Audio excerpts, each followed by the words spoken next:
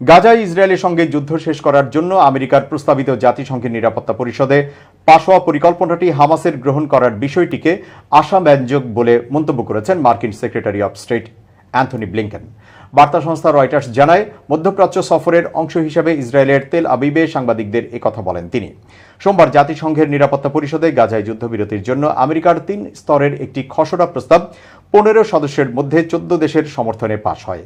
এর প্রতিক্রিয়ায় গাজায় শাসক দল হামাসের পক্ষে একজন সিনিয়র কর্মকর্তা যুদ্ধবিরতির প্রস্তাব মেনে নেওয়া এবং আলোচনার জন্য তাদের প্রস্তুতির কথা জানান। গাজার বাইরে থাকা হামাসের সিনিয়র কর্মকর্তা সামি আবু জুহরি বলেন, তারা যুদ্ধবিরতির প্রস্তাব গ্রহণ করেছেন এবং বিস্তারিত আলোচনার জন্য প্রস্তুত। তিনি জানান, ইসরায়েল এটি মেনে চলবে কিনা তা নিশ্চিত করা ওয়াশিংটনের উপর নির্ভর করে। সামি বলেন, হামাস গাজা থেকে ইসরায়েলি সৈন্য প্রত্যাহার এবং ইসরায়েলের জেলে থাকা প্যালেস্টিনিয়ান বন্দীদের জন্য গাজায় জিম্মিদের অদল বদল করার শর্ত মেনে নিয়েছে।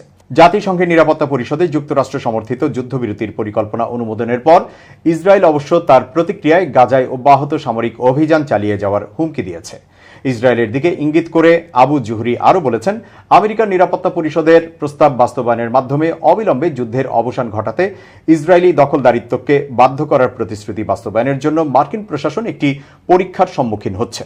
ইসরায়েল ও হামাসের যুদ্ধ শেষ হওয়ার পর গাজার ভবিষ্যৎ পরিকল্পনা নিয়ে আলোচনা আগামী কয়েকদিন পর্যন্ত অব্যাহত থাকবে জানিয়ে ব্লিংকেন বলেন, আমাদের এই পরিকল্পনাগুলো থাকা অপরিহার্য। জর্ডানে যাওয়ার আগে সাংবাদিকদের সঙ্গে কথা বলার সময় তিনি জানান, গাজার জন্য যুদ্ধ পরবর্তী পরিকল্পনাগুলোর মধ্যে রয়েছে নিরাপত্তা, শাসন ব্যবস্থা এবং ঘনবসতিপূর্ণ উপত্যকাটির পুনর্নির্মাণ। এ বিষয়ে ব্লিংকেন বলেন, আমরা পুরো অঞ্চল জুড়ে অনেক অংশীদারদের সঙ্গে পরামর্শ করে এটি করছি এবং এই বিষয়ক আলোচনা অব্যাহত থাকবে।